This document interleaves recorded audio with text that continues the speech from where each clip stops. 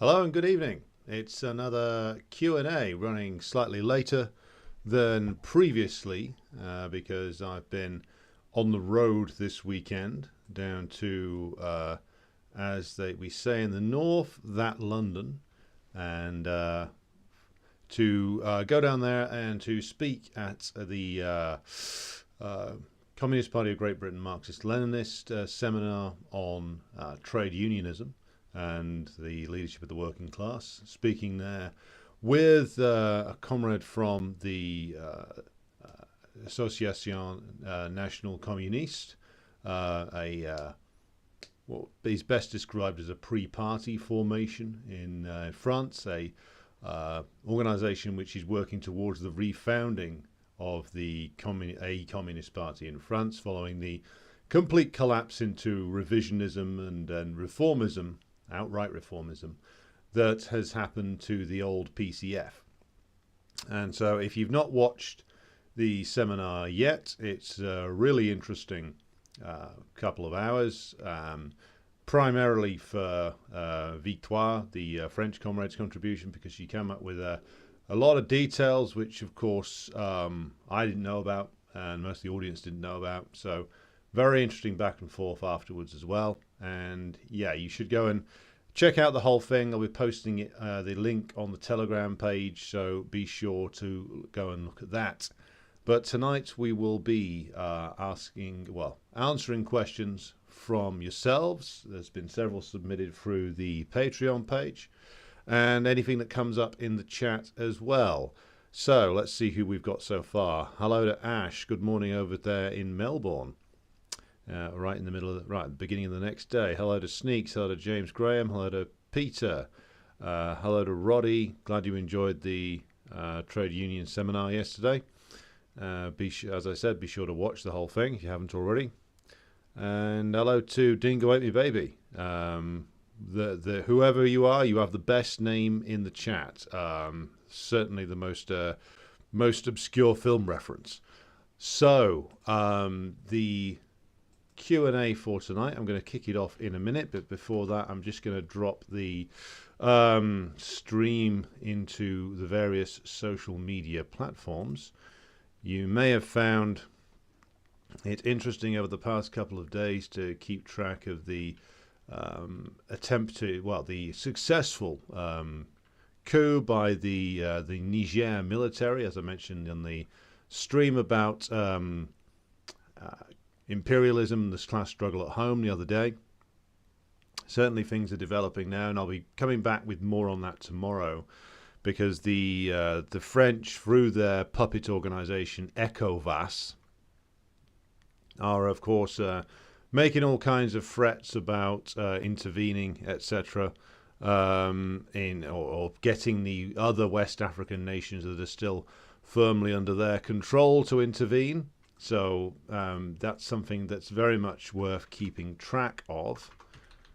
So we'll be coming back to that tomorrow night. And of course, Macron has made all kinds of statements saying, oh my God, it's a disgrace, how could you, etc., etc. And it is all very, very transparent when you consider, and this is what I'll be doing tomorrow night. We'll be considering the resources within not just Niger, but all of that region known as the Sahel, because this is where a lot of anti-French free officer movements, shall we say, have risen to power over the last few years. So this is something which is worth taking more seriously in terms of examining the resources that these places have and why the Western imperialists are so desperate to hold on to them. So we're going to be looking at that tomorrow. But if there are questions on it tonight, I'm happy to take them. So, okay. Streams in all the right places. I did mention the other day that I will be looking at doing streams on multiple platforms. So the tech for that is a little bit complicated, so I'm just going to try and cut down to I'm going to cut out anything that might get copyright struck for now. But you can find, I think, all of the streams to answer Ash's question on the various different platforms that I am on. So if a stream's been removed from YouTube, it should be also on Odyssey, though, which doesn't do the annoying copyright strike in the same way. I don't think, anyway. So let's take a look. Right, yeah. I have got the stream recorded just on my computer, so it is possible to upload that again. So the audio will be on Patreon. The reason why it's been removed from YouTube, to answer Ash's question, is because I used archive footage of Thomas Sankara speaking, and that was enough to get a copyright strike and get the whole video removed. So I will be uploading the audio to YouTube probably tomorrow. So hello to my comrade Naylor down in London. Hello to Alan out in Oakland. Hello to Taisa Ivanova. Hello to Irish Partisan, our comrade in Minsk. Hello to Jay Gunn. Hello to CJ out there in Richmond, Virginia, just down the road from the various elements of the defense contractor industry, which I'm told the suburbs stretch all the way out to Virginia these days. That being said, you could say that I'm only just up the road from GCHQ. So, where are we? Okay. Yes, got it. And online. Okay, so I'm just going to drop this in there. So if you haven't seen it already, you can have a look at it. There we go. So that's the video from yesterday. Be sure to watch it. But we will now get into the meat of the issue, which is you can see that the way in which a worker's state are, well, they're ones that go through several different stages, of course. So if we were to look at the examples of the Bolshevik Revolution, you had, of course, when building socialism there, you had several different phases. You had a phase where you essentially you had to retreat to a form of state capitalism, the new economic policy. You had a phase where during that period they had to build up towards being able to have the necessary capital available to industrialize, and of course then make the case to the peasantry for collectivization. And so you had those phases that stretched over the first decade, and then you of course had collectivization and industrialization in the very late 1920s and into the 1930s. Now, in terms of us here today, though, it would be, of course, would go through certain phases. Obviously, we're not Trotskyites, so don't try to go from 0 to 100. And if we can't go from 0 to 100, we capitulate to reaction. If you look at a place like the United States, which is, of course, the premier imperialist power, or Britain, the first and most pressing issue that you'd have to deal with after, shall we say, a coming to power from the working class is, of course, the laying your hand on the institutions of credit and monetary supply. So, for nationalizing under the workers' state, the central bank, of course, which is technically nationalized anyway, but they pretend that it's not.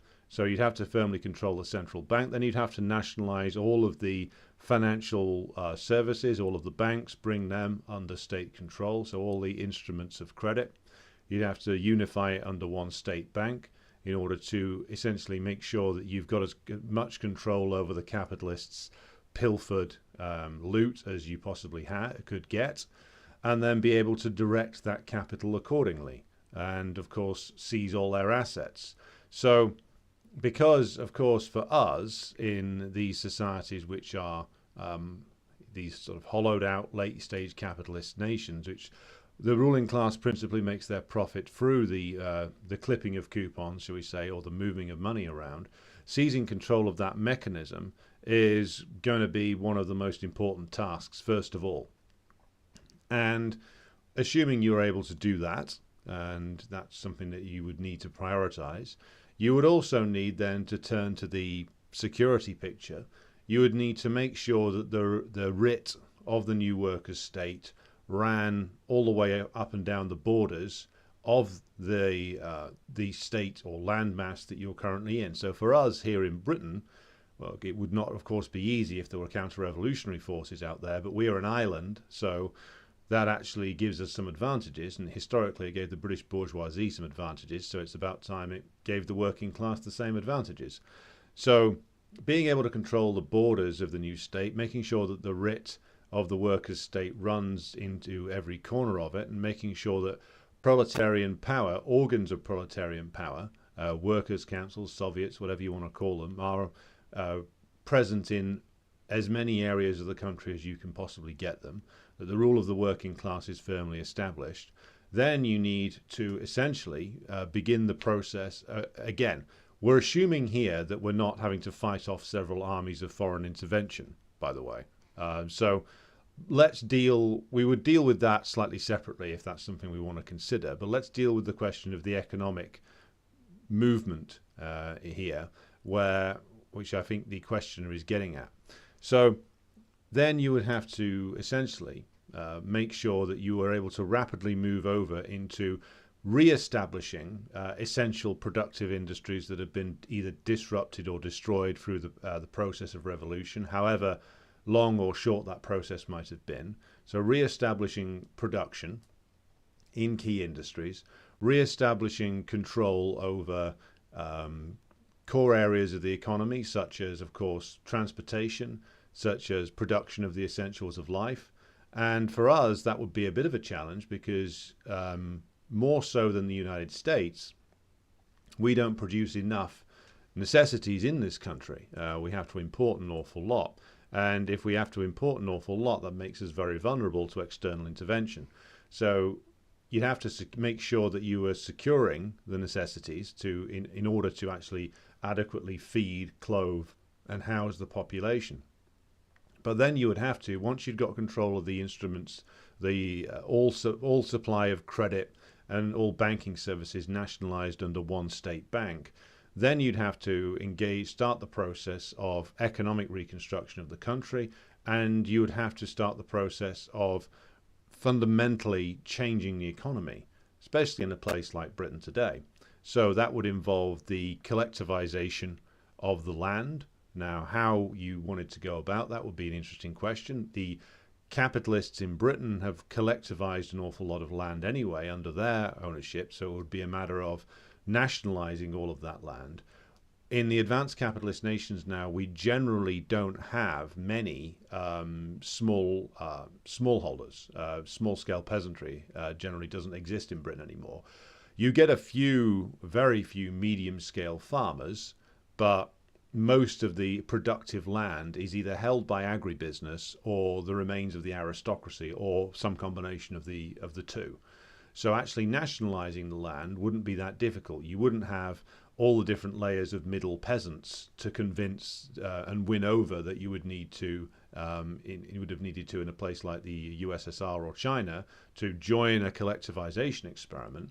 The challenge here would be that you would have to revive agriculture very quickly in order to make the nation self-sustaining, assuming, of course, that there's not, even if there was like a Europe-wide revolution, because so many trade routes are depended upon to bring food into the country, you'd still want to go through the process of making the new workers' state you're building as self-sustaining as possible. So you'd need a plan for agriculture. You'd need a plan to make sure that you either kept hold of the services of as many agricultural specialists as possible, and then you'd need to found a new national training school in order to train people up. Land includes fisheries, says James Graham, and he's absolutely right. So you'd need to also assess, well, do we have an appropriately sized fishing fleet? And in Britain, we probably don't. What should be the fisheries policy as well? How should we use the land? What process should we be using for the management of growing of crops, the management of animals to be raised for meat and dairy products? So you'd need to reorganize agriculture as a priority and as part of an overarching plan of production. And you could do this by learning from some of the examples that have preceded in the past, tapping into the old phrase from Mao, and also has been repeated by people like Kim Il Sung, the creativity of the masses. By organizing the masses, by getting their direct participation in the new planning of production, you will discover that the masses have an awful lot of creativity to bring to this process. And so you'd need to, reorganize fundamentally agriculture, making sure that you could make the country as self-sustaining as possible. And in Britain, we're pretty lucky in that we do have a lot of farmable land, and we are capable of feeding ourselves. And this would, of course, be the case in the United States as well. Again, you would need to revolutionize the way that agriculture is done. And again, agribusiness has done some of the job for us by collectivizing so much land. And I know in the United States you have a slight complication because you still have more medium and small scale farming operations than we do here. So there you may need to go through a process of making an alliance with the medium and the small farmers against agribusiness and the big landowners, and then take over the land of agribusiness and the big landowners, then work to convince the medium and the small scale farmer to join collectivization, just as other socialist states have done in the past. But for us, given the lack of small scale farming now, it would be an easier job in that respect. So then you would need, again, to assess, well, what is the economic potential of the country? I'm going to keep using Britain as the example because it's the one I'm most familiar with. There's an awful lot of resource in this country that go untapped, like the many hundreds of years of coal that lie under the surface. We could easily use that as a stopgap measure before our planned economy was able to develop to the point where we can actually build nuclear power stations. And also, we could restart operations on mining other precious metals like gold, because that would be something that would be needed in all kinds of areas of production. And we could take over some of the existing plants that are out there. There is still a car industry in this country. There is still a technical knowledge base about producing certain machines. All of this would need to be integrated into a national plan, and then we would be able to actually start the process of building socialism. Now, then you, as part of that, need to look at, well, do we go straight over into an attempt to drive towards socialism? Is it going to be the case that this change towards socialism has come through a revolution, in which case all capitalist elements have been forced out?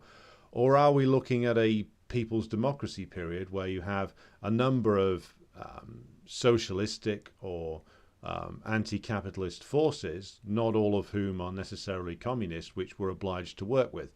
So how all this works is also going to be dependent upon, well, how the revolution happens. Is it the case that the state implodes, that it's overthrown, or you've got a bit of a hybrid model going on, in which case you're obliged to advance more slowly in collaboration with other forces?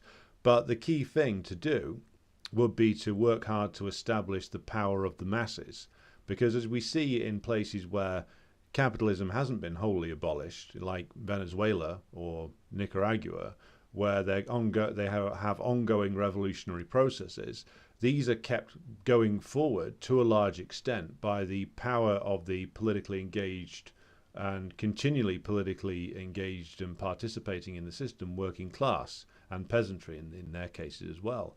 So if we were in a period where we'd had to have this people's democracy coalition government kind of thing, and the key thing for communists to achieve there would be to win over as many of the masses as possible to our program, and also make sure that we build the institutions of working class power, the Soviets, the workers' councils, whatever you want to call them, in each neighborhood, that allow the working class to grow in political confidence, to become in potentia the new ruling class, and to learn about politics and to be built into the governing of the state. These are the big lessons we can learn from places like Nicaragua, Venezuela, or Cuba. So key things to do to summarize the answer to the question.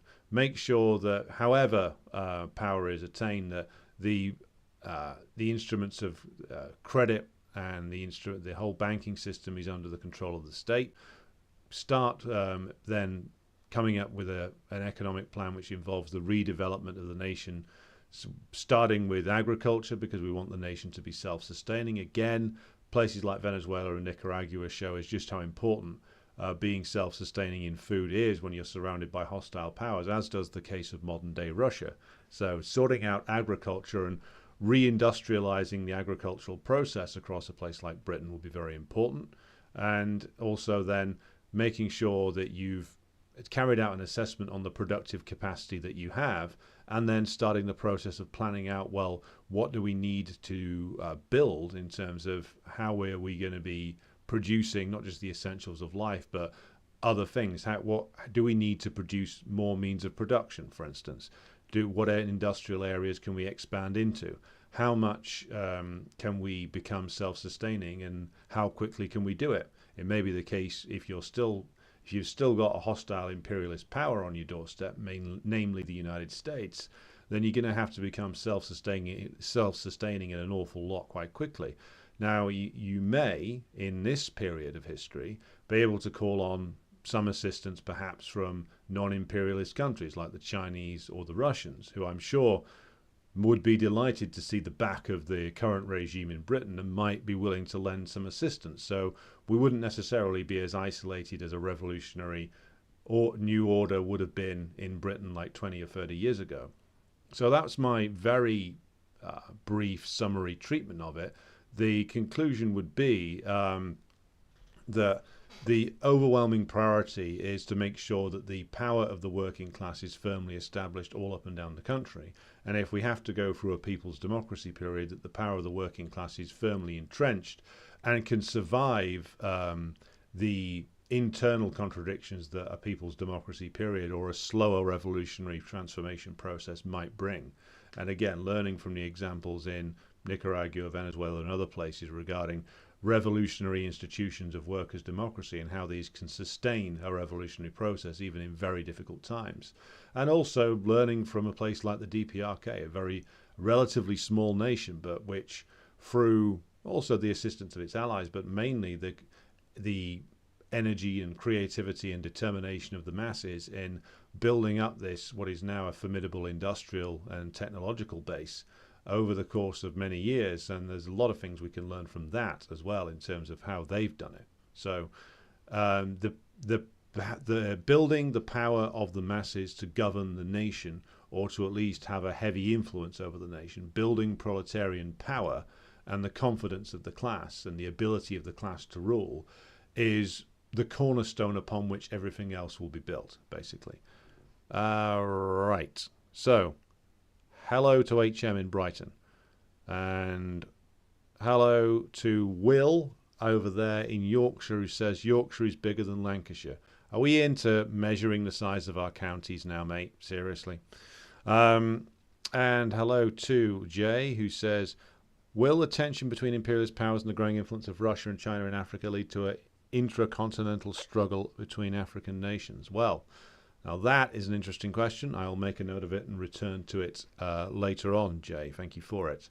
So next on the ticket comes from CJ, and it reads as follows.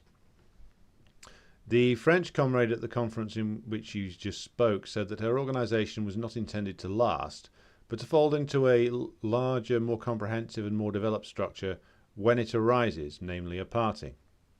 This seems in line with another French comrade with whom I have spoken from the PCRF. It would seem that various groups have taken up the initiative to revive communism, but none of them consider themselves to be a party.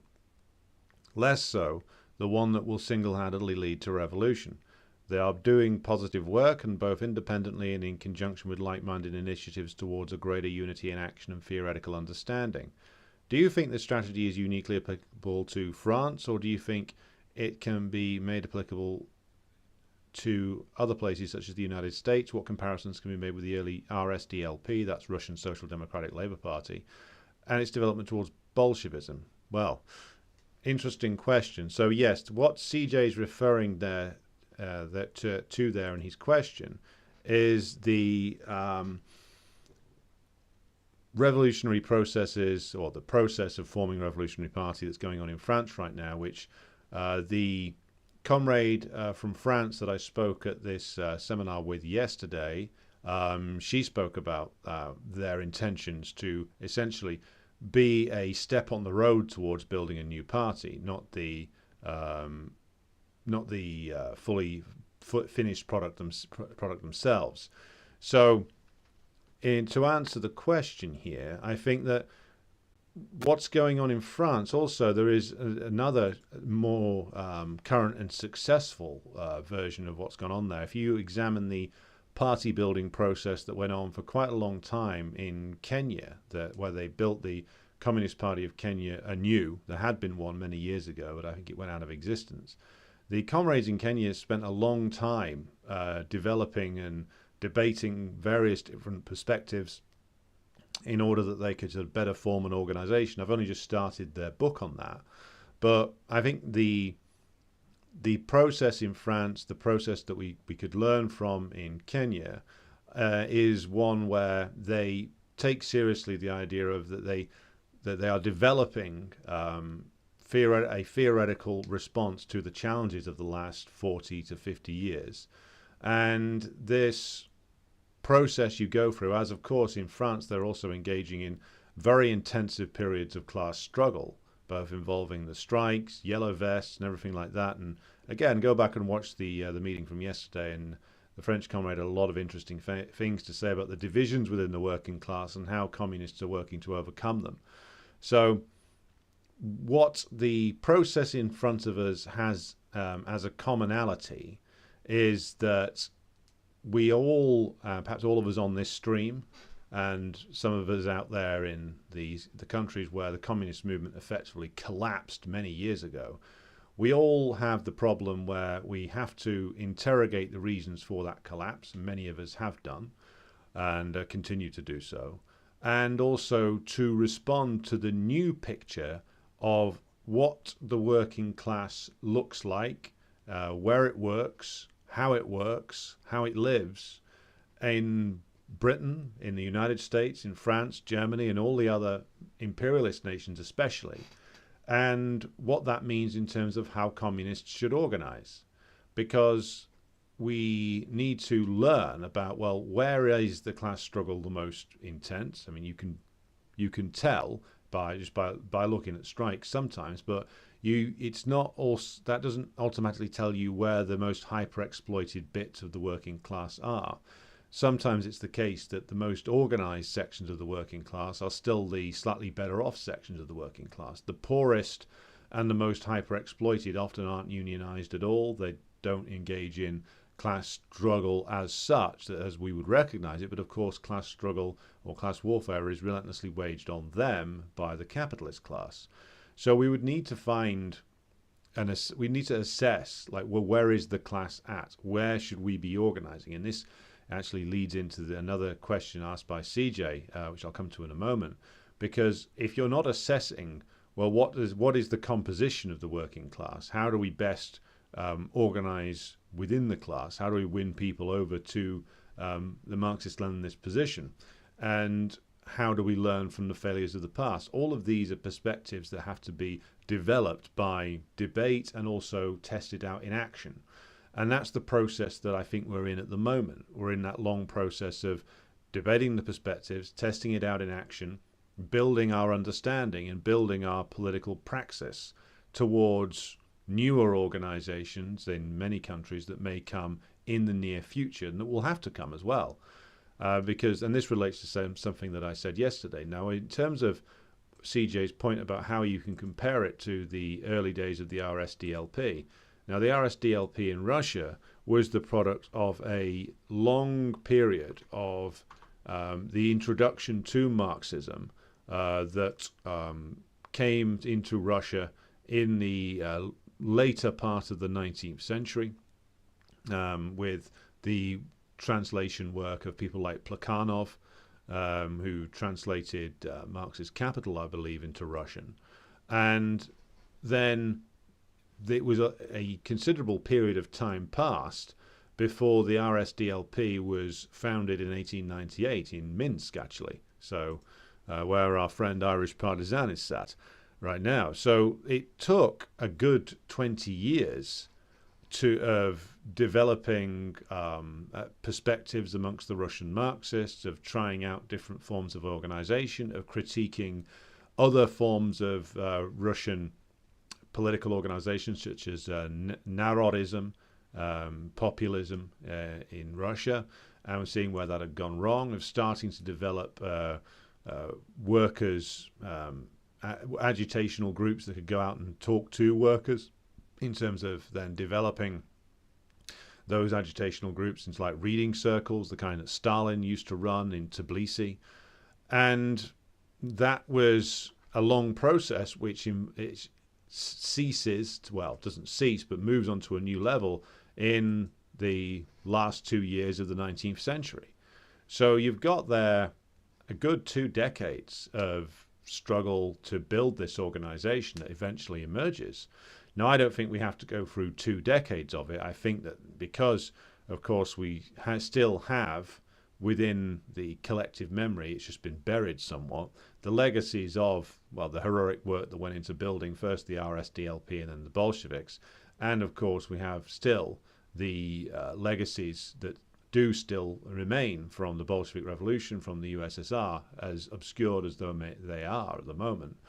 But we are in that period where we have to work towards the founding of new organizations in many countries through that period of testing perspectives, engaging in class struggle, debating with each other, and then finally moving towards the point where you can agree upon the foundation of new Leninist parties. And I think that process is going to it's not going to take 20 years, I don't think, but it'll take a while. Because as I think their perspective is that, many of us who come onto these streams and who ask questions and who engage with each other, we maybe share the perspective that the defeats and disasters of the last 40 years haven't been adequately learned from. And until the lessons start to be learned, and I think perhaps not the biggest, but one of the biggest is that question over where is the class right now? What does it look like? How is it structured? How is its work life structured? How are its communities structured? Now, that knowledge is, of course, all out there, but for most of the left, they don't know and don't care to know, because most of the left isn't really integrated in the working class at all. It's integrated in the trade union bureaucracy, which is quite deliberately separated from the working class. So that's my answer to the first point. Yes, we are in a similar period. It's not, of course, the same, because no 2 periods in history are the same, but it's a period of similar challenges where perspectives have to be tested. Our knowledge of the class and where it is and how it's structured and how it's responding to the relentless pressure that the bourgeoisie is bringing to bear upon it.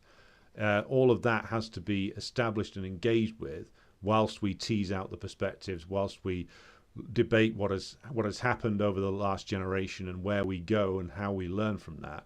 And that process, whilst engaging, of course, in direct work with the masses, will lead us to new organizations that will come out of that process, as they have started to in other areas of the world. So I'll move on then to the next question, which is also from CJ, and reads as follows. What are the main causes for left sectarianism?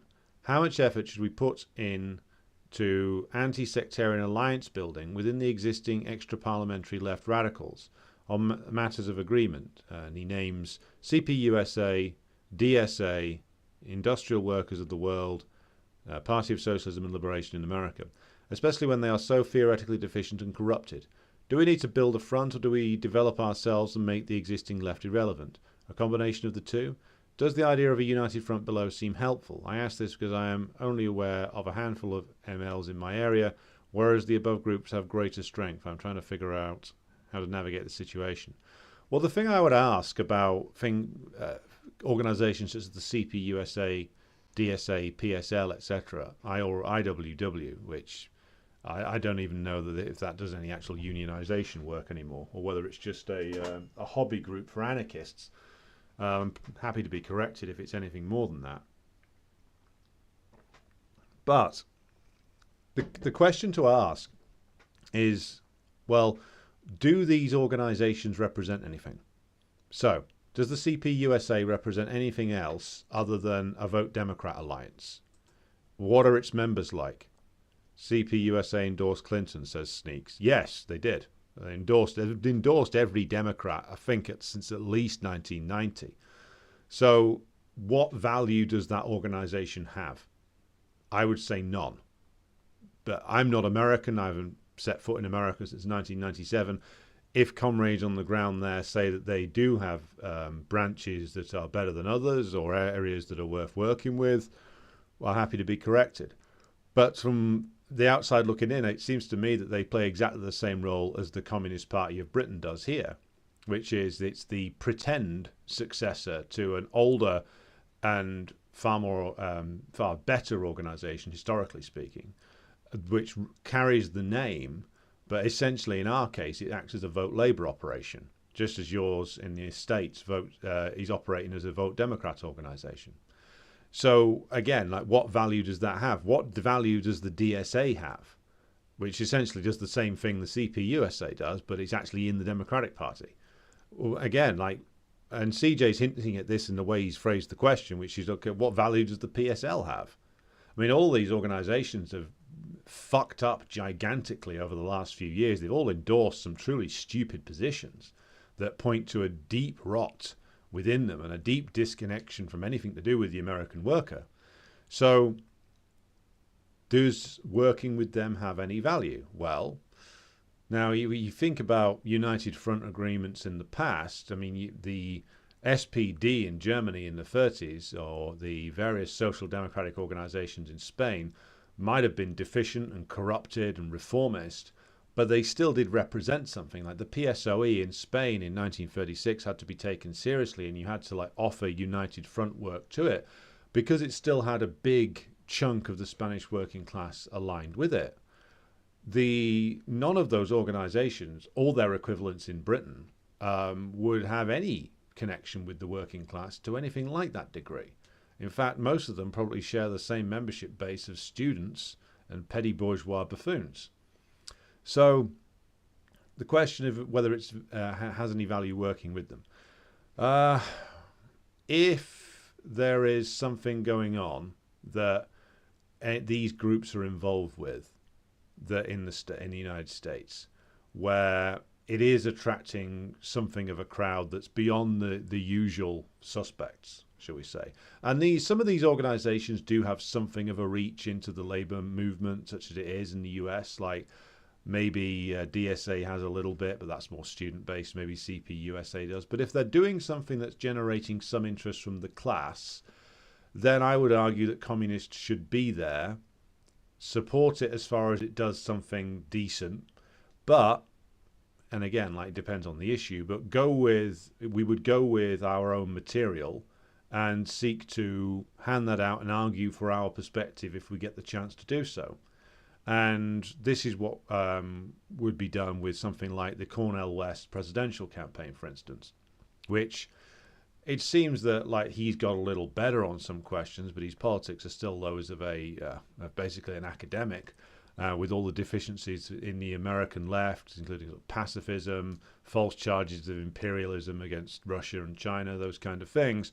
But it is generating a certain degree of interest, and it is causing the Democratic Party and their stooges to freak out. So it would be worth engaging with. But again, you would go and you would argue for a communist position. And well, this is how we see this campaign. This is how we see it should go forward. But most importantly, we agree with Cornel West on the need for peace. But here's it. And if you agree with that, then we'd like to talk to you about why you're not going to get that by voting for a Green Party candidate. You're not going to get that by, joining the DSA. You're not going to get that by joining the fucking CPUSA. Certainly not going to get it via that. And the only way to stop the war in Ukraine or the coming war that they're going to try and wage on China somehow or another, or the aggressive actions of US imperialism against the DPRK, is if the American workers are mobilized in a mass fashion to wage a class struggle against the American imperialists on the home front for the demands of the American working class. And also attached to those demands and integral to them is, of course, the end of the American empire, and that the resources of America should be directed towards rebuilding the United States for the benefit of and as part of working class rule. And that is how, of course, you solve the problem of imperialism and the forever wars that the Trump supporters say they want to end as well.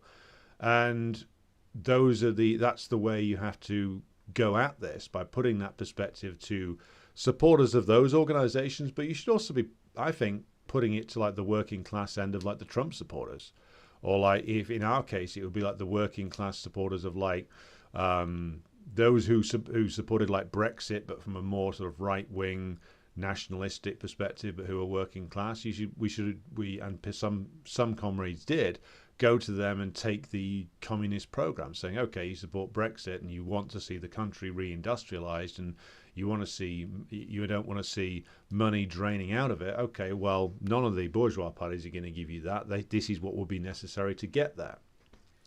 And if we do that with these organizations when they're doing something that's worth supporting, we may be able to bring over to our perspective anybody decent in there.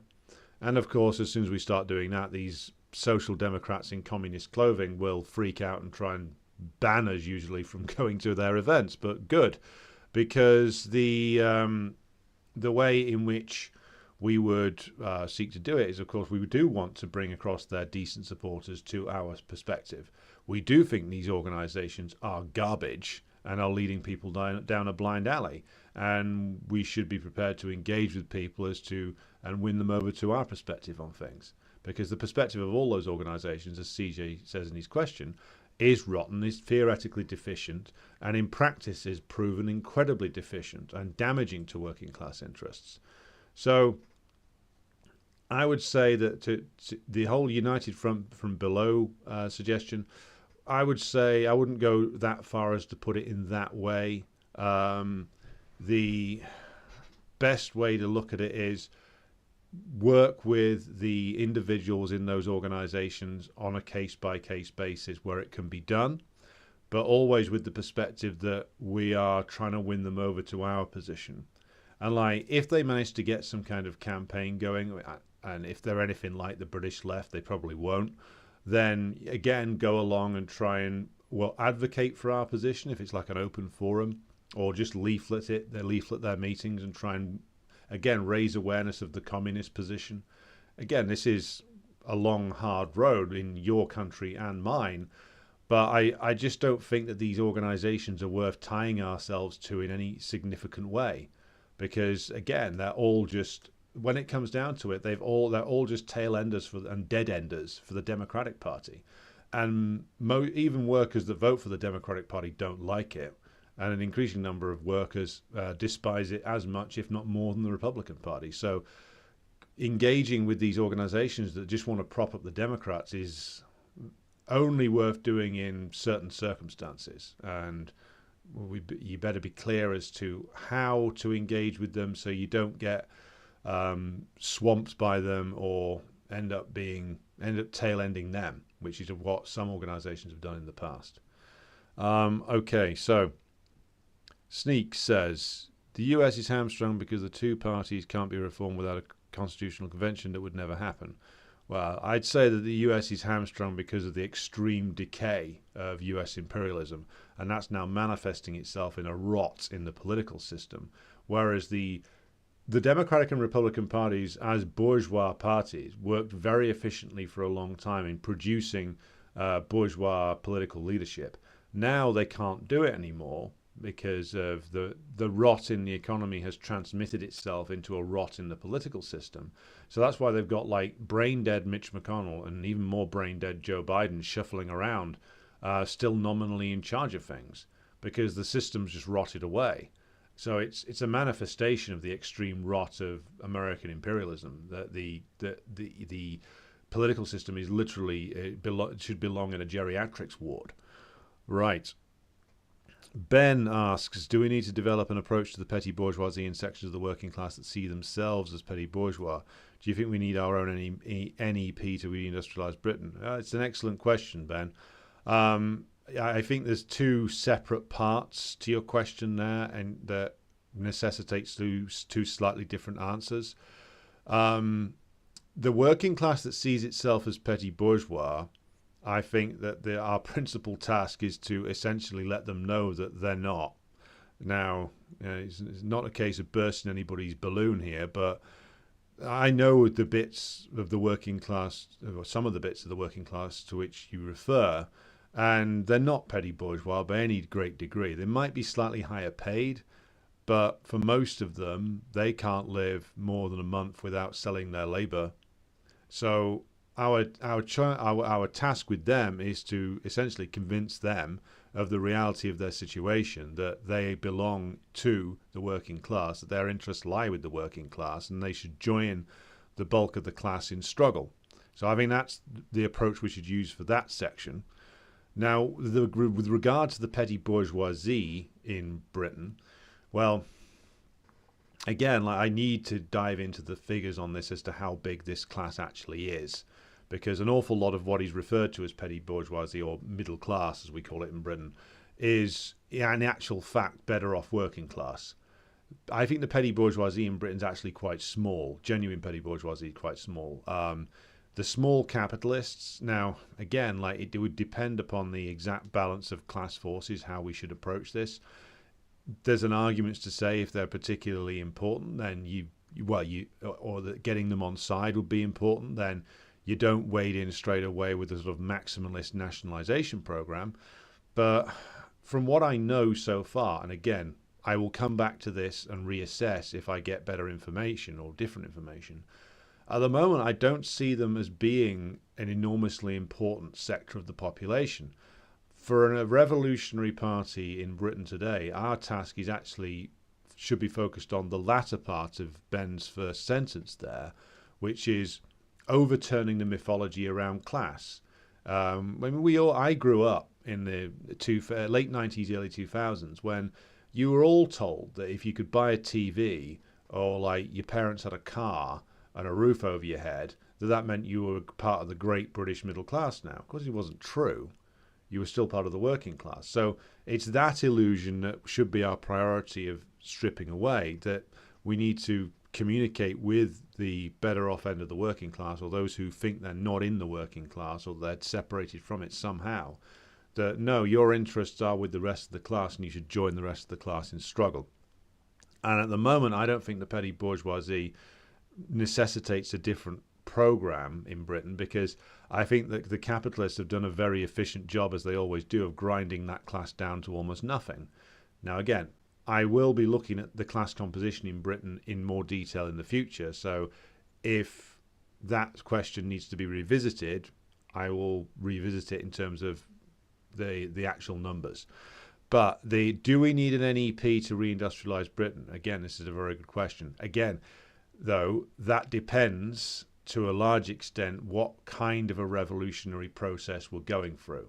Now, the NEP in the Soviet Union was necessitated by the extreme destruction of not just the Russian Civil War and the Revolutionary War that it was, but also the prior 3 years of World War One, which destroyed an awful lot of people and industry, and it caused a lot of the country to be extremely badly damaged.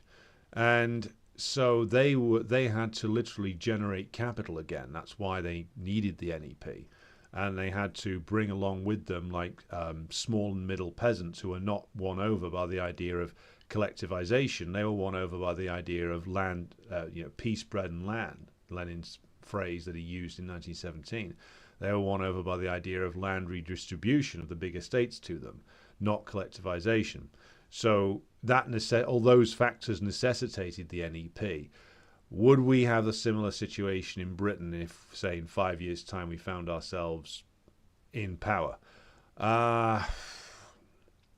Well, again, if we, as to go back to the very first question, if we were in a people's democracy type situation, it may necessitate like NEP elements, because if communists were in some kind of, again, coalition government with other forces, other social democratic forces, then we may have to go down the route of some kind of like new economic policy. Again, this is all theoretical because we're nowhere near it at the moment, where our task will be to make sure that we got as much of a planned economy as we could through that process.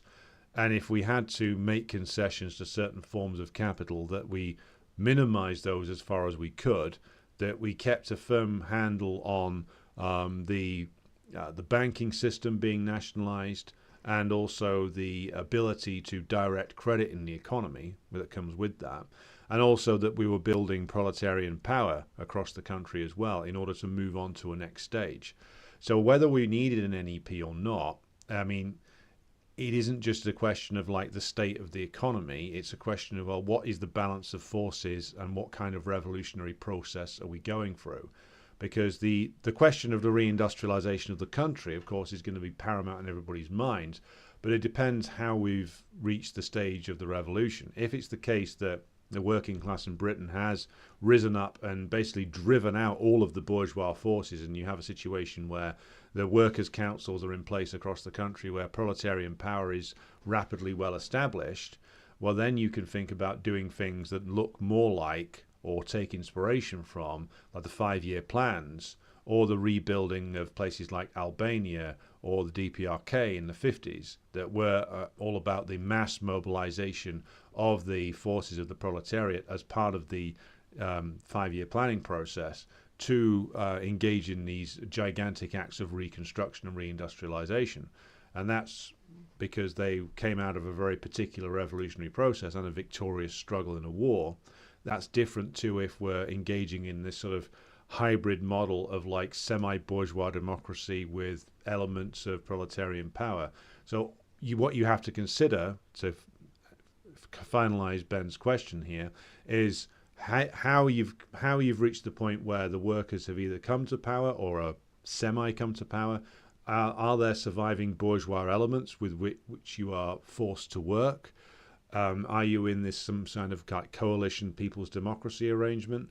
And how is the revolutionary process playing out? Are you in a position where you have to do the NEP because of the necessity of your situation? Or are you in a position where you can actually look at a more 5-year plan type sort of early period Soviet Union arrangement or Albanian arrangement or DPRK type arrangement? It's the whole that we have to look at here. It's like, well, what would produce each of these situations? What policy response, which political line should we take, dependent upon where the class is, what the balance of class forces is, have we won a total victory, are we in some kind of coalition arrangement? So my final answer there is like we would have to keep assessing dependent upon the balance of class forces and the revolutionary process we were going through.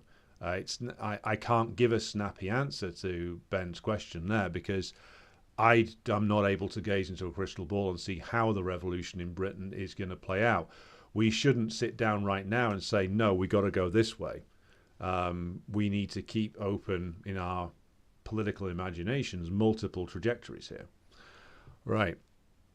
HM. Are we in for even higher energy prices this winter in the UK? How long can this go before social unrest?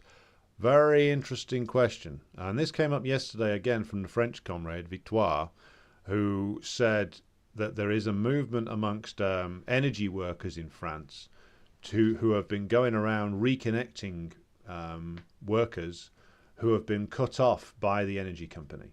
Now, that's a really interesting development in solidarity action there. That's something for us to learn from. Nobody in the unions is going to be interested in that. None of the union leaders will. But we're reaching the point where if we carry on, as HM suggests in their question there, if we go much further down this path, there's going to be more and more people who simply cannot afford to heat their homes.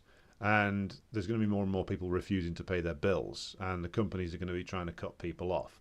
At that point, we need to start agitating within the class for responses based on solidarity action, either getting the engineers and the workers for these companies to refuse to cut people off.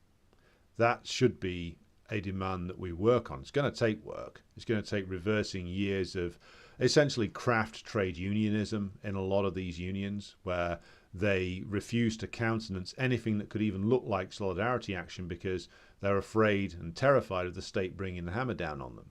So it's building a working class response, building a response based on solidarity in defiance of the law and the companies and the trade union leaders is something we need to look at, because otherwise, again, like the system can survive social unrest as it's weakened by it. Its authority is sometimes drained by it. But if there's no coherent class-based response, then we just end up going in a circle. As we're seeing in areas like France, Macron is weakened by what has gone on, but he's not in any respects overthrown. The authority of the French state remains because the French proletariat isn't at a point where it can challenge for power yet. And from the interesting things we learned yesterday, there's positive movements there, but we need to be making our own positive movements here. We need to be thinking about how we can agitate amongst these skilled workers, these heating engineers, gas engineers, electricians, etc., to say, well, not only should you be refusing to cut people off, but also you should be reconnecting people to the grid who've been disconnected. These are solidarity actions we need to be looking at as we move into the winter, or looking to build demands and start addressing them to the class about it. Hello, Movie Maker Joe. Sneak says, Cornel West refuses to use Marxist language, suggest any specific programs, and last interview I saw was an hour-long ramble about beautiful racial souls. Okay, well, I haven't seen that, which is why I would look at the various different ways in which you would get involved in that. I would say do not tie yourself to it by any means. Right. PSL has no value. It tails the DNC. Correct. Oh, you asked a question about the EFF. Let me scroll up. Are economic freedom fighters opportunists? They never mention the need for a socialist revolution, etc. I wouldn't say they were opportunists. I would say that they're a uniquely South African response to a specific stage in their class struggle, which is that they are an evolution out of the ANC, who are looking to use the bourgeois democratic process that was established there at the end of apartheid to wage a struggle in a socialist direction at the moment. I wouldn't call them opportunists, no. If you look at their political education program, it's very much something which is built out of the Marxist-Leninist and African or Pan-African socialist tradition. So I wouldn't say that they were opportunists. I would say that they're a formation which has come about in response to a certain crisis in the South African system.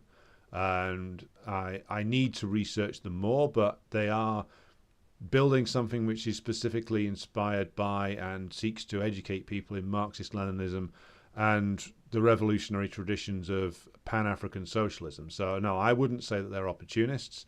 What I will do, Philippos, is when I've read their program much more, I'll do a more comprehensive program on them. But for now, from everything I know about them, I wouldn't say that I would define them as an opportunist or strictly reformist organization. Right. So, Movie Maker Joe says the amount of activism in the US in 2016 was huge. Many families using their time for Sanders' degeneracy and rejection of the working class. How are these families going to be encouraged to fight? Well, that's a very good question.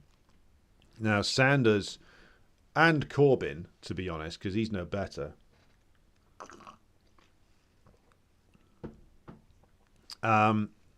both basically disillusioned and fucked over a lot of people.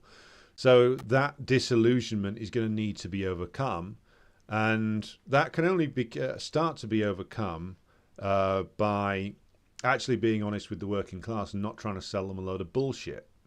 Because trying to sell them on the next Bernie Sanders and trying to sell them on the next, Jeremy Corbyn, um, the that would be a useless endeavour, which the working class would be rightly suspicious of.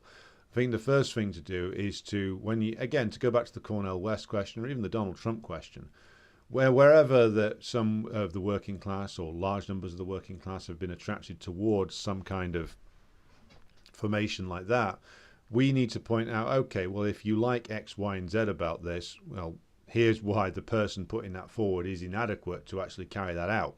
So it's that kind of approach, not the approach the DSA and others use, which is to say everything for Sanders. Now, when that turned into a dead end, now everything for Joe Biden or everything for Hillary Clinton. A good starting point is to stop trying to sell the working class bullshit, and being honest about the fact that the way forward is going to be difficult and doesn't involve voting for a saviour from the Labour Party or the Democratic Party, because I don't think many workers are going to be buying that either here or in the United States. Right, I need to go back up again. Okay, Peter. How do revolutionaries take full account of a highly sophisticated mass surveillance security state and its spies, agents, provocateurs, and covert saboteurs? I think that, of course, you need to take it seriously. As we've discovered from the spy cops thing in Britain, the state has made great efforts to infiltrate even relatively small leftist organizations. So clearly they're going to be doing it. So yes, the surveillance state, the undercover police units, these are all things the bourgeoisie employs to try and disrupt the formation of revolutionary organizations. But look at also how unsuccessful they've been in the past when they think that they've got things nailed down. The Okhrana in Tsarist Russia was tremendously successful at infiltrating all kinds of organizations and even setting up fake organizations, fake revolutionary organizations, in order to stage provocations, to discredit Marxism, to discredit the idea of revolution. All of these things were part of their very many methods to try and control the situation, and they were very successful in what they did. It didn't work in the end, because no matter how sophisticated a surveillance operation that they've got, no matter how many spies and provocateurs they've got, if you've got a well-organized working class, if you've got a well-organized communist party with deep roots in the class, then the class is mobilized and moving against the bourgeoisie and the state in huge numbers, and is becoming aware of its power to truly change the situation fundamentally, and is becoming aware of its power as the only really revolutionary class, then all the surveillance in the world and all the spies in the world can't stop that process. See, what the surveillance programs and what the provocateurs and the spies are good at is manipulating a situation where there's relatively low levels of class struggle and poor organization. And they're good at keeping small, isolated organizations down. They're good at dividing the working class when the class is on the downslope and class struggle is on the downslope. So they're good at that. They're good at framing people up, beating people up, disappearing people, all the dirty tricks you could imagine. But if you examine, like, when you've got giant revolutionary processes which start when the working class really mobilizes in a mass way with the proper level of organization and with a communist party worthy of the name to actually act as the vanguard of the class, then the state surveillance system and the spies can't stop them. And that's a truly inspiring thing to realize, because again, that's what happened in Russia. It's what happened in places like Cuba, where, of course, Batista's spy agencies were very repressive, very brutal, had people everywhere. I think they called them chivatos or something, the revolutionaries there. And in the end, because of the mass number of people who were drawn behind the movement led by Castro, it overpowered, quite literally in the case of the guerrilla struggle, the forces of the state, but also paralyzed the cities, the Cuban cities under Batista, because of the general strikes that came out in support of Castro.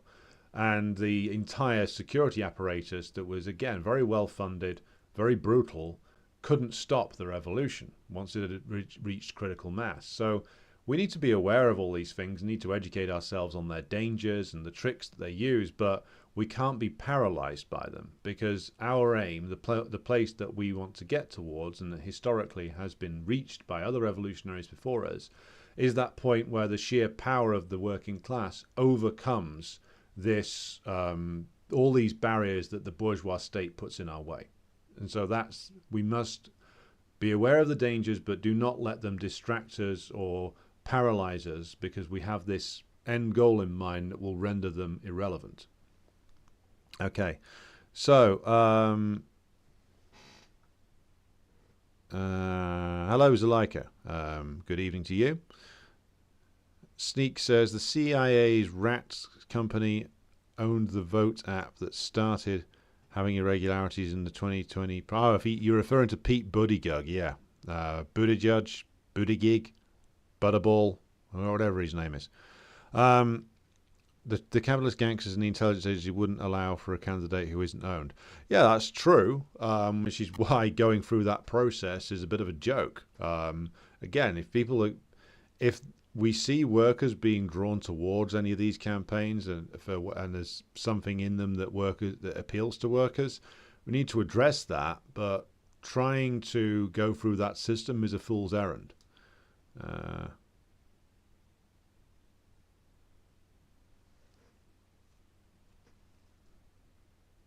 Okay, so Movie Maker Joe, could you put your question into like one comment again, because I think you've put two different things down there. So if you put the whole thing into one comment, I'll be able to answer it. HM, what did you think about the Don't Pay campaign last year in the UK, asking people to commit to not pay their energy bills? I think it was ill-conceived. They are... they were trying to, potentially trying to do the right thing, but the whole campaign essentially was based on trying to get a few isolated individuals to not pay their bills. So if to make that work, and it seemed to take inspiration from the mass campaign of non-payment that brought down the poll tax. Yes, I know you've got to agitate for these positions, but it seemed that all they were doing was trying to get a few people prosecuted.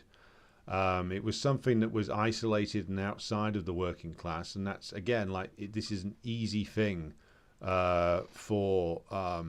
it's an easy thing to say that it's outside of the working class and it's isolated, but the fact is they didn't make any headway with the demand, and the whole question of it was being pitched essentially at a level that was too soon in terms of where the working class was.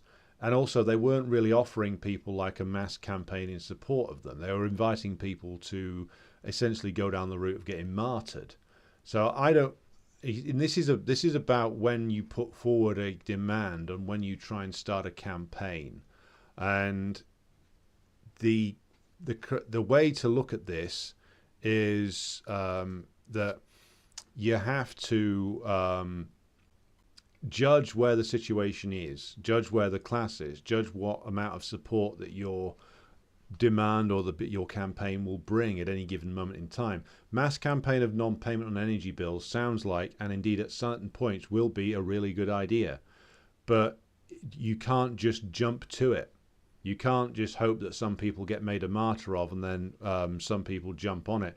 You have to work very hard for months or even years to build support for that, and of course do what I was talking about earlier, which is also build support amongst the energy company workers to refuse to cut people off, to put forward demands in the unions that they refuse to carry out the instructions of the company.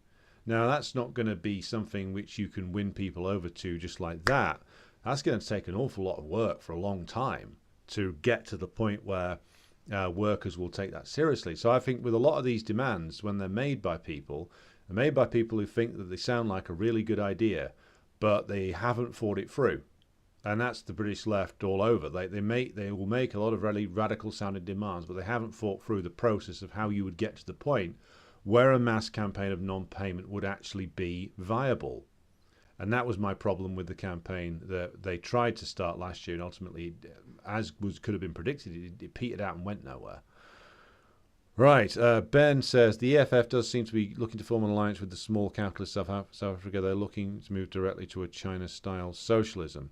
Well, that again reflects their particular situation in South Africa.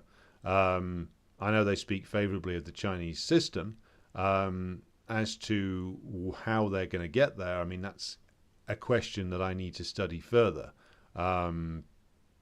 It seems that I would think that they're more radical than some other characters who've popped up in various places in African politics, and they do have that mass working class base. It may be that they would have more in common with the processes going on in Venezuela and Nicaragua, perhaps, given their emphasis on the organizing within the working class communities as well. Because I don't think they can jump to Chinese-style socialism, because that's a system, whatever we think of it, and you've all heard what I think of it, that the Chinese have been building for many, many years. And of course, they'd already undergone a huge amount of industrialization before the reform and opening up process started. South Africa, and even though it's got a potentially very powerful economy, has been in economic difficulties, and of course large parts of its infrastructure are declining. So the EFF, if they did come into power, will have to deal with all of those problems, and perhaps it would have more in common with, again, the processes going on in some of the South American countries. Now, again, China-style socialism, whatever you think of it, is only possible after a long period of industrialization and building up the productive base. And even though there is a potential for doing that in South Africa, it would take a while, and maybe they've judged that the best way to do that is some kind of alliance with the small capitalists, perhaps. Again, needs more research on my part before I'm prepared to go further into So, yeah, we got back online again. Okay. Sneak says Trump's base was upper middle class property owners, not the working class.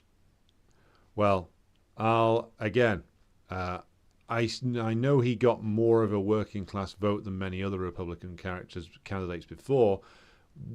The idea of his working class base being overstated, I have heard that before. So yeah, I'm familiar with what he's saying there. Right. Sneak says Sanders was a decent candidate. It was comical watching him dismantle every DNC hack like an old kung fu movie. The CIA spooks company put the thumb on the scale. Was the moment to lose all hope. Well, I remember that with regard to Sanders. I mean, I think that it wasn't 2020 that Sanders lost the plot in. It was he lost the confidence of the working class in America, those workers that had followed him, I think, as soon as he endorsed Hillary Clinton in 2016. If he'd have gone off then and started an independent campaign, which he was never going to do. I mean, old Bernie's been slumming it for the Democratic Party for almost 30 years.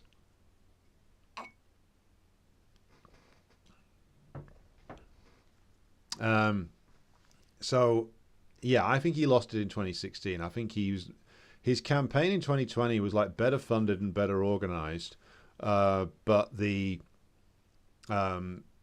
seemed to be it had less of a purchase in the working class than many other than his campaign did in 2016. So yeah, I think he damaged himself terminally in 2016, not to recover, not really. Dingo Oatman Baby says you need to educate them not to install smart meters that can be cut off remotely, and not smart thermostats where they can lock your HVAC temperature to what they want. Good point, very good point indeed there. Beiju says Piers Corbyn is running a Drive Don't Pay campaign as a protest against ULEZ. I wonder how many are going to this and how effective it will be. His fines are in tens of thousands of pounds. Well, that's going to be an interesting one. I hadn't heard about that. I was at Speaker's Corner today, but apparently Piers Corbyn wasn't in residence there.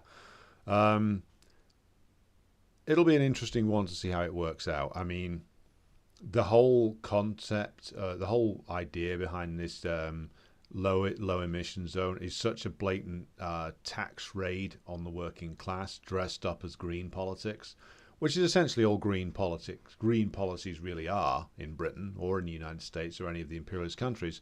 They're essentially like ripping off the working class and calling it green. And again, this is what the congestion charge was 20 years ago in London.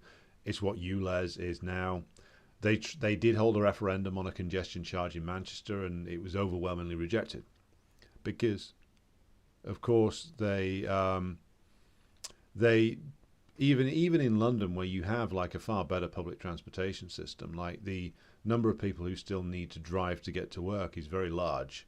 And again, same here. So again, these policies are just giant rip-offs. So I'm not surprised that it's developing an opposition like that. I'm interested to see where the drive don't pay movement goes. If it catches on, that'll be quite interesting. So worth monitoring. Wyatt says he likes ESG scores. Okay, yeah, that's a really serious point. Trump and Clinton were the most unpopular candidates in history. Also true. So worth bearing in mind. They're not going to come up with more popular candidates. Trump, of course, won because he generated slightly more enthusiasm than Clinton did, and Clinton generated nothing. So it's important not to overstate Trump's popularity. But I think, if anything, the DNC and the state machine in America are doing him a huge favor by dragging him through the courts. They're probably increasing his popularity right now. All part of the job it is. So, thank you to everybody who has come on to the stream tonight and contributed. So I'll just roll call backwards. So, thank you to Ash, Naylor, Alan in Oakland, Irish Partisan, Sneaks, Tyser Ivanova, Jay, Philippos, Kasapis, CJ, thank you for the questions, and HM, James Graham, Peter, Beju, Ben Kavanagh, my comrade from the CPGBML, and Zuleika, thank you to you, and where else are we now? Movie Maker Joe, thank you to you, and yes, I think that, and Dingo Ate Me Baby, the person with the best username in the chat. All right. Thank you to everybody. Again, go watch the video from yesterday's event if you haven't already. And I will be back online with you tomorrow.